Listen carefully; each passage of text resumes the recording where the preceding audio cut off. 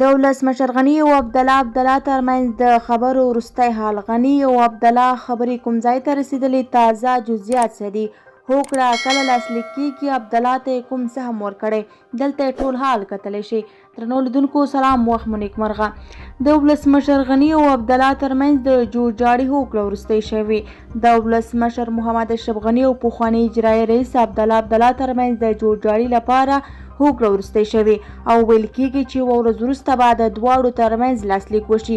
د معلوماتو تر مخه په تېرو ولسمشریزو ټاکنو کې د دولت ساز ټیم مشر اشرف غني او د ثبات او همپالنې ټیم مشر عبدالله ترمنځ د جوړجاړي هوکړه یا د همشموله حکومت هوکړه د دوشنبې په ورځ لاسلیک شي.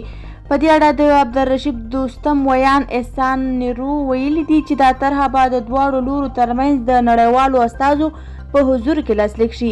هغه همدارس زیاته کړه چې د جنرال عبدالرشید دوستم د مارشالۍ رتبې پر سر ستونزه هم هواره شوه او هغه به هم کابل ته راشي. بل لوري ته بیا د عبدالله ویان امید مسیم وایي چې د دوی او ولسمشر غني ترمنځ مذاکرات جریان لري او پایلې مثبتې دي.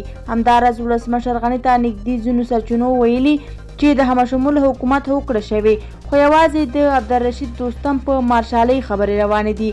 د یادونو وړ ده چې د ولسمشریزو ټاکنو د پایلو تر اعلان وروسته چې اشرف غني پکې بریالی اعلان شو، عبدالله د پایلو له نه منلو څخه انکار وکړ او وروسته یې د همشمول حکومت په نوم خپل بریالیتوب اعلان کړ او همدارس له ولسمشر غني سره سم یې په یوه وخت په سپیدارمانۍ کې لوړه ترسره کړه.